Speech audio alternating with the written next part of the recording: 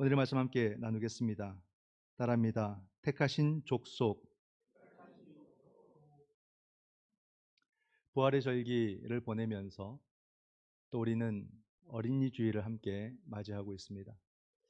말씀을 드린 대로 우리가 우리의 자녀들을 믿음으로 양육한다는 게 참 쉽지 않아요. 근데 우리가 믿음으로 양육한다는 것이 많은 말을 하는 것으로 그렇게 이해를 하는데, 말로서 됩니까? 나도 말로서 안 된 사람인데 내 자녀들은 내 말을 잘 들을까 싶어요. 말보다는 삶으로서 무엇이 옳은가를 보여주고 무엇이 아름다운 것인가를 보여주는 것, 그리고서 말은 잠깐 보태는 것, 그 정도로 우리가 자녀들을 바라보고 양육하는 것이 옳지 않을까.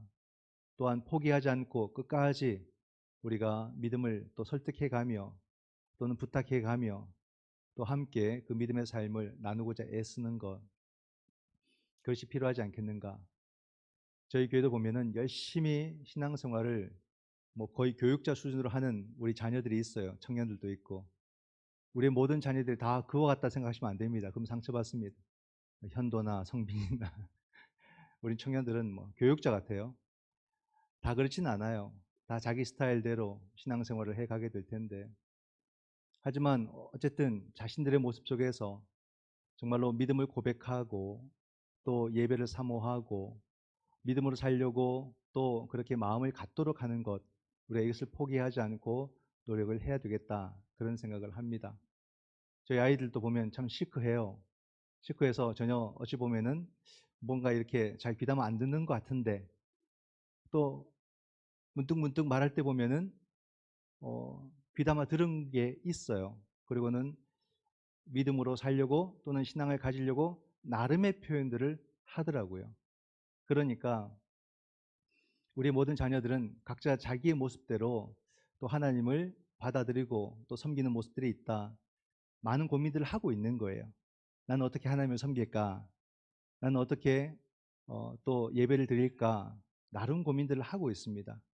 그렇기 때문에 우리가 정말 그 아이들이 그 생각들을 더 깊이 할 수 있도록, 또 그 생각을 멈추지 않도록 또 돕고 함께하는 그런 시간들을 우리가 잘 만들어가는 것이 필요하다.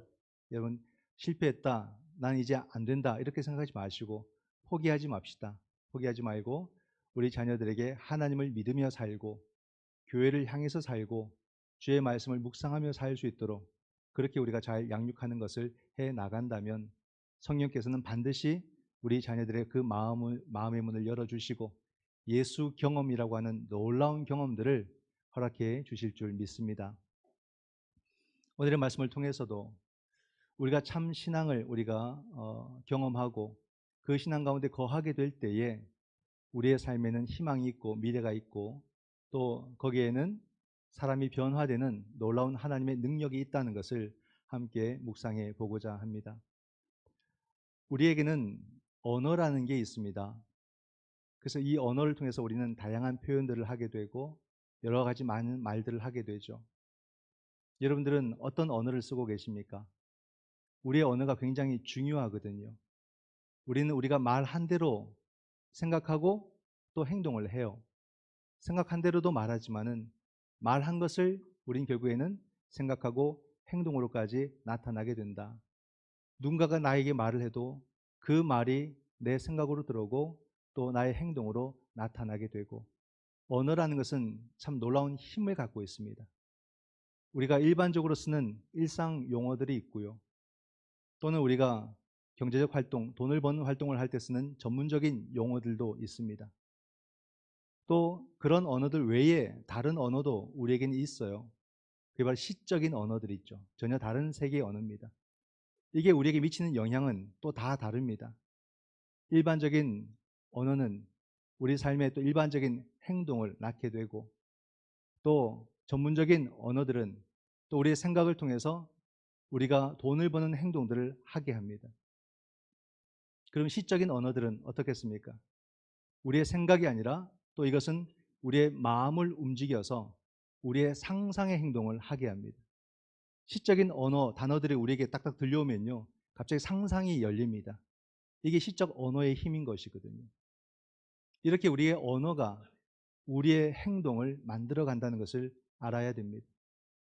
그런 가운데 또 다른 한 언어가 있다는 것을 우리는 압니다.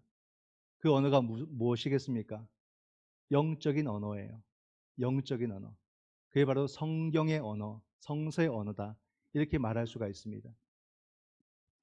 이 성서의 언어는 어디에 작용이 될까? 이 성서의 언어는 우리 심령에 작용을 해서 결국 우리 모든 삶의 행동을 결정짓습니다. 하기 때문에 우리는 이 영적인 언어를 정확하게 이해하고 알아야 돼요. 이 언어를 누구보다도 잘 사용할 줄 아는 사람이 되어야 합니다. 왜? 우리 삶을 규정짓기 때문에. 우리의 모든 일반적인 언어와 전문적인 언어와 우리가 사용하는 모든 언어가 이 영적인 언어 바탕에서 나와야 되는 거예요.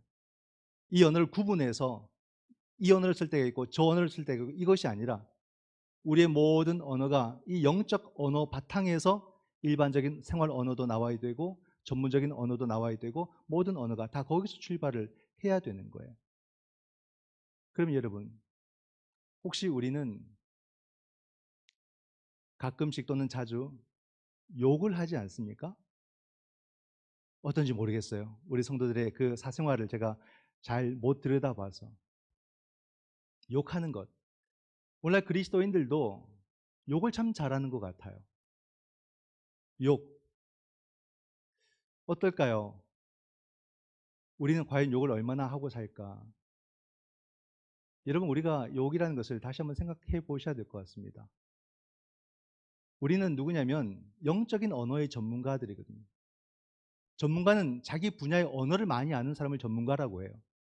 그 분야의 박사는 그 분야의 전문 용어를 누구보다도 많이 알고 제대로 쓸 줄 아는 사람을 박사라고 해요. 그리스도인들은 영적인 언어의 전문가들이에요. 이 영적인 언어를 일반적인 언어로 또는 전문적인 언어로 어떻게 잘 만들어내면서 우리 사회 속에서 그 의미를 전달할까를 고민하고 잘 사용하는 사람들인데, 이 입으로 욕도 하고 우리가 영적인 언어도 하고, 과연 이 두 가지가 공존할 수 있을까? 이것을 우리가 생각한다면 우리의 입으로 함부로 욕하는 것 아마 두려울 겁니다. 근데 우리가 사람이고 연약한지라 욱하고 나오는 욕들이 있죠. 뭐 거기까지는 어쩔 수 없을 것 같아요. 그러나 여러분, 그것도 부정하셔야 돼요. 아니야. 물론 내가 힘들고 또는 내가 억울하고 내가 피해를 입어서 그랬다고 할 수 있겠지만은, 그럼에도 이건 아니야. 내가 쓸 언어는 아니야. 이렇게 우리는 부정하셔야 됩니다. 그러면서 자꾸자꾸 우리가 훈련들을 해 나가야 돼요. 신앙은, 저는 요즘 자주 쓰는 말이 훈련이에요. 신앙이라는 것이 갑자기 뭔가 뜨거운 기운이 있어가지고 내가 확 바뀌고 이런 건 신앙이 아닙니다. 그런 게 아니에요. 신앙은 철저한 훈련입니다.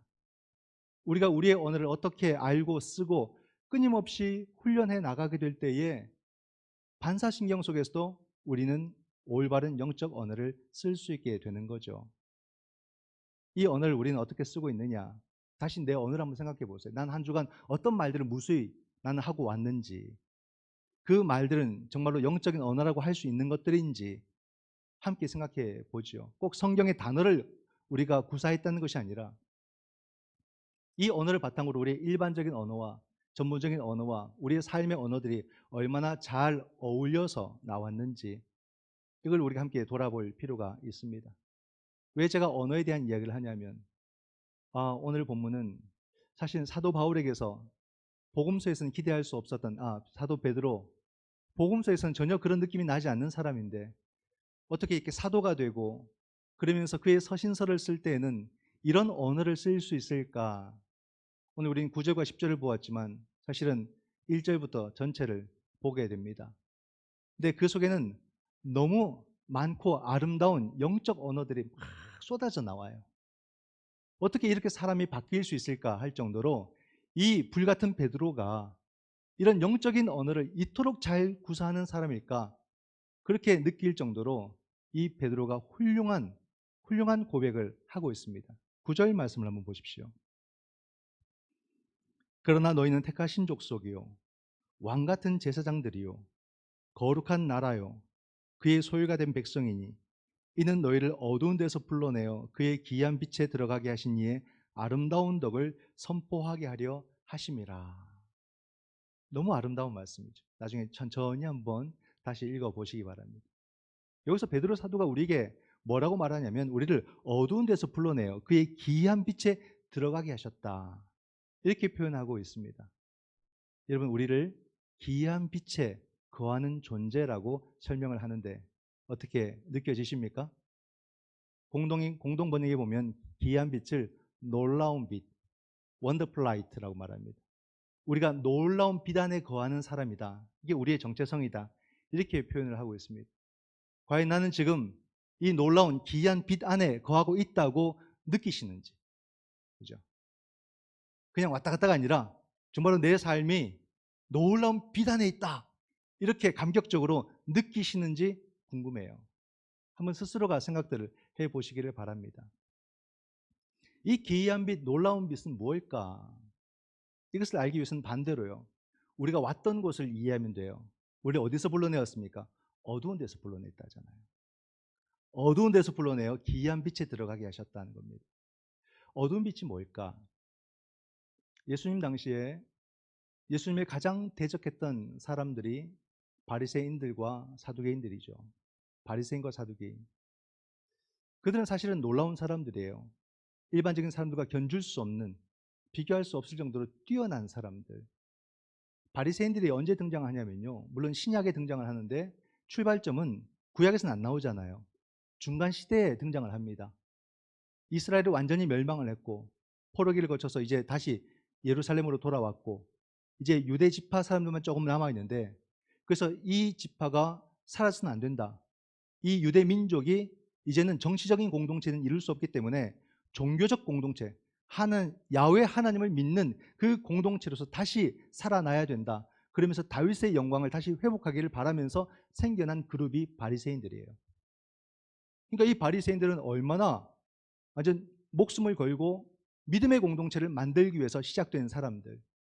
그러므로 어찌 보게 되면은 그 사회 속에서 정말 지대한 영향을 미친 헌신적인 사람들이어서 존경받는 사람들이죠.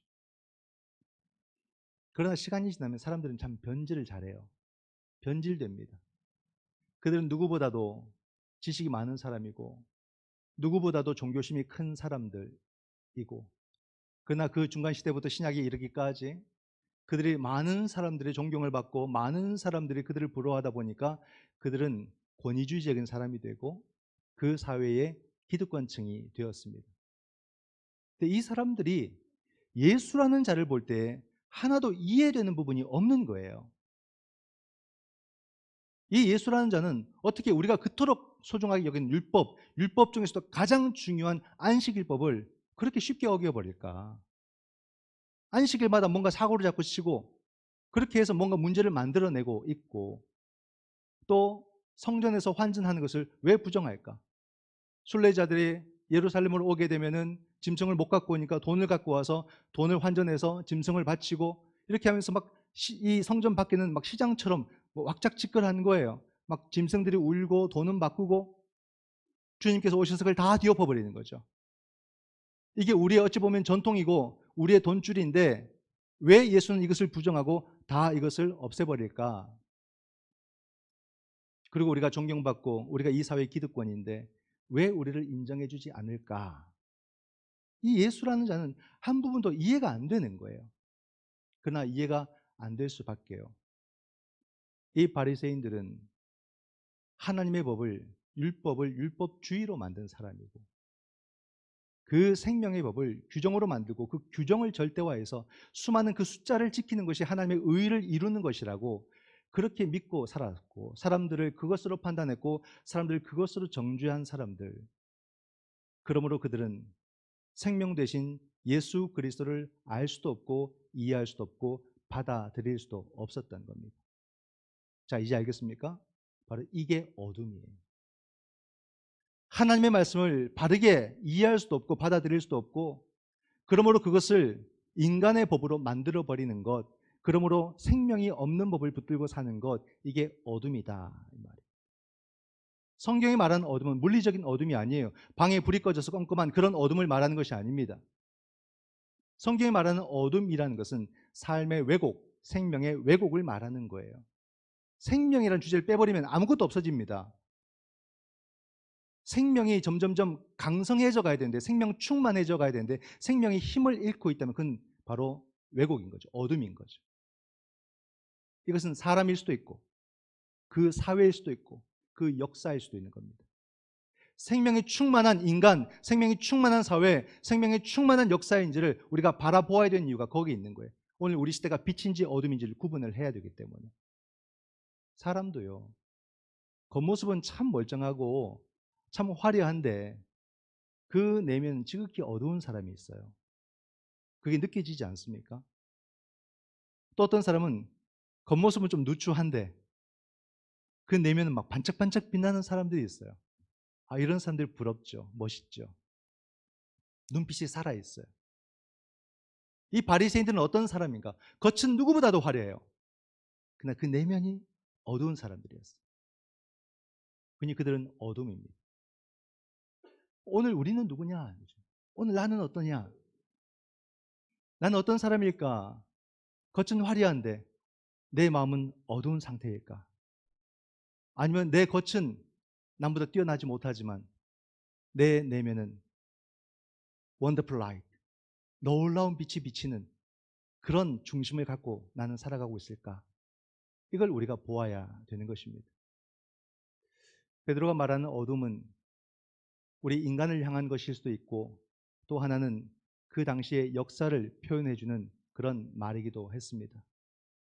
그 당시에 나라와 역사, 이 유대 나라는 어둠의 시기를 살고 있었다, 이렇게 말할 수 있습니다. 그때 특별히 기독교는 네로 황제나 도미티안 황제에 의해서 엄청난 박해를 받던 때입니다. 왜냐하면 기독교는 절대 황제를 숭배하지 않거든요. 사람을 숭배의 대상으로 삼지 않습니다. 그가 누구든지 아무리 큰 로마의 황제라도 절대 사람을 숭배하지 않는 것이 기독교인들이에요. 그러니 초기에는 엄청나게 박해를 받습니다. 나중에는 뭐 국가의 종교로 인정을 받지만 콘스탄티누스에서는. 그러나 그전 300년간은 박해의 시기를 거치는 거예요. 그래서 지하의 무덤 카타콤에서 예배를 드리지 않습니까? 거기서 성찬을 나누었어요. 그런 서로 끼안고 힘을 얻고 다시 나가서 순교하고, 또 산자는 돌아와서 거기서 예배드리고 또 성찬을 나누고 또 나가서 순교하고, 이것을 300년을 반복했던 게 기독교예요. 그러니 그 예배의 처소도 어두운 자리요, 기독교의 현실이 어둠이었던 것입니다. 그런 현실 속에서 기독교가 살아온 겁니다. 어둠의 현실. 그럼 여기서 말하는 놀라운 빛, 기이한 빛은 무엇일까? 그 어둠에서 우리를 건져내어 기이한 빛으로 들어가게 하셨다라고 그렇게 고백을 하고 있습니다. 이 빛이라는 것은 바로 구원을 말하는 겁니다.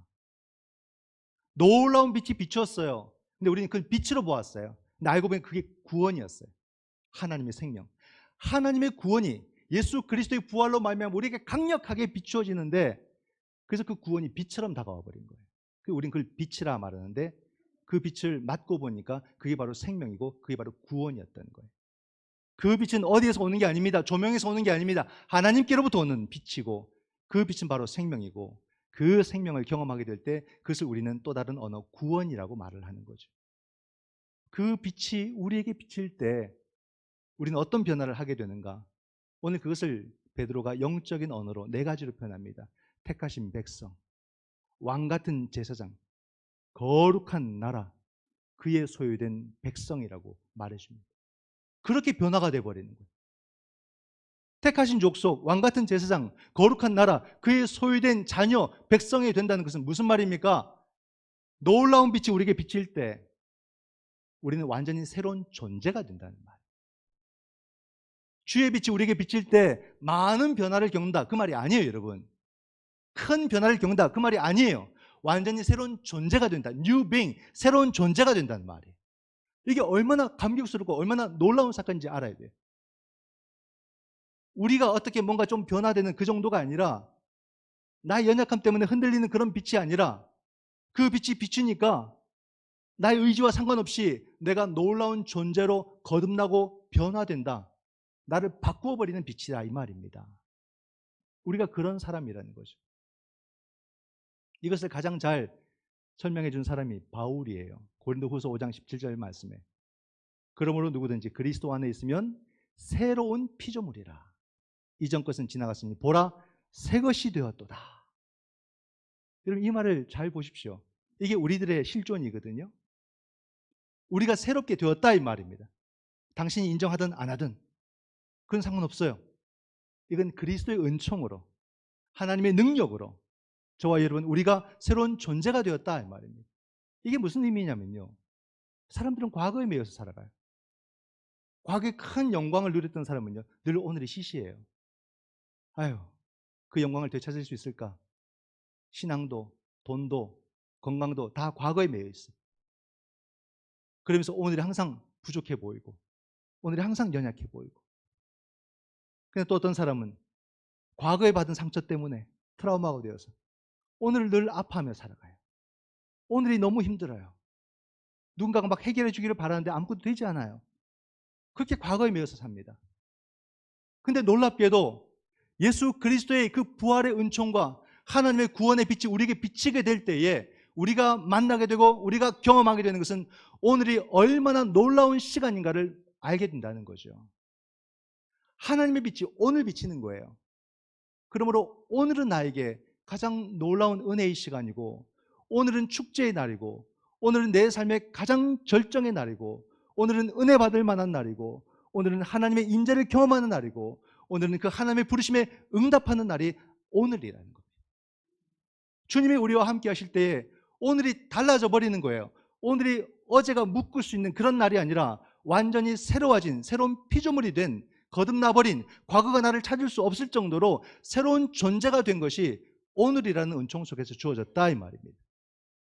이것이 오늘 우리 삶 속에 충만한가? 이게 바로 성령 충만이에요. 주님은 이 오늘을 우리에게 주셨어요. 오늘을 충만한 날로 주셔서 이 하루하루가 얼마나 값지고 이 날을 얼마나 우리가 설레게 살아가는지, 이것이 우리의 신앙이에요. 이게 부활의 신앙이에요. 부활의 신앙은 미래적인 것이 아니라 바로 얼마나 현재적인가, 오늘을 싹 다 바꿔놓는 거죠. 오늘을 새로운 의미로 주신 겁니다. 그 오늘이 얼마나 놀라운 하나님의 은혜의 선물인가를 알아야 돼요. 근데 왜 우리는 오늘의 소중함을 잘 모를까? 그냥 지나가는 하루 정도로 왜 여기며 살까? 근데 우리의 한계가 아직은 분명하게 있지요. 우리는 오늘도 여전히 실패하고 여전히 실수하고 오늘도 여전히 아프고 여전히 눈물을 흘리는 그런 현실들이 우리를 사로잡고 있습니다. 좋은 일보다는 불안한 일들이 더 많고, 내 마음을 시원케 하는 그런 시간보다는 늘 아프게 하는 시간이 더 많은 것이 우리들의 현실이 아닐까. 그렇죠, 여러분. 우린 삶 앞에서 내가 얼마나 작은 존재인가를 느껴요. 그렇습니다. 뭔가 막 자신감을 갖고 나아가면 보기 좋게 패하고 돌아오는 것이 우리들의 삶의 모습들. 막 웃었던 시간보다는 불안해, 염려에 떨었던 시간과 눈물 지었던 시간이 더 많은 것이 우리들의 현실 같습니다. 이건 또 부정할 수 없고 피할 수 없는 우리들의 현재이죠. 그러나 여러분, 제가 지금 말씀드리는 것은 예수 신앙을 만병통치약처럼 소개하는 그런 시간이 아니에요. 그냥 다 잘 될 겁니다, 이렇게 말하는 게 아니죠. 우리 삶의 아픔들은 겪어야 되고 지나가야 됩니다. 그걸 피할 수 없는 것 같아요. 그 시간들은 우리가 지나가야 돼요. 그러나 우리가 분명히 중요하게 여기고 믿어야 되는 것은 뭐냐면, 우리가 이토록 힘들고 어렵지만 반드시 우리 주님께서 우리를 건져주신다는 사실입니다. 주님이 반드시 우리와 함께 하시면서 그 아픔의 시간들을 주님께서 견딜 수 있도록 붙들어 주심을 믿으시기 바랍니다. 더 중요한 사실, 변치 않는 사실은 내가 아무리 아프고 내가 아무리 힘들어도 나를 향하신 하나님의 빛은 절대 거두어지지 않는다는 사실이죠. 이게 중요한 거예요, 여러분. 우리는 내가 흔들리면 하나님의 빛도 흔들리는 줄 알아요. 내가 아프면 하나님도 눈을 감아버린 줄 알아요. 그게 아니더라 이 말이에요. 우린 나의 기분과 나의 가능성 때문에 항상 우린 신앙을 저울질해 왔어요. 근데 그게 아니더라 이 말이에요. 내가 아무리 힘들어도, 내가 아무리 아파도, 내가 아무리 괴로워도 나는 언제나 하나님의 빛 가운데 있더라. 이 사실을 믿으시기 바랍니다. 우린 다른 걸 믿는 게 아니에요. 내가 힘들어도 나는 하나님의 빛 안에 있다는 사실을 믿으셔야 되는 거예요. 이게 얼마나 감사합니까? 나 때문에 흔들리는 빛이라면 우리가 어떻게 신뢰하고 따라가겠습니까? 그게 아니더라는 거예요. 내가 몹시 흔들려도 아파도 하나님은 그 기이한 빛, 원더풀 라이트, 놀라운 빛을 내게서 거두지 않고 내가 다시 회복되기를, 내가 다시 일어나기를 하나님이 나보다 더 간절하게 바라면서 나와 함께 하시더라 이 말. 그분이 우리 주님이신 거예요. 이게 바로 여러분 삶의 능력이고, 이게 영성이고, 이게 은총이에요. 이 놀라운 세계로 우리 주님이 인도해 주실 때 이게 얼마나 감사한 일이고 얼마나 은혜의 일인가 소름이 끼칩니다. 그럼 어떻게 우리는 이것을 기억하고 또 기억하고 이것을 어떻게 우리 삶 속에서 간직하고 이 믿음으로 살아갈 수가 있을까? 여러분 다른 길은 없어요.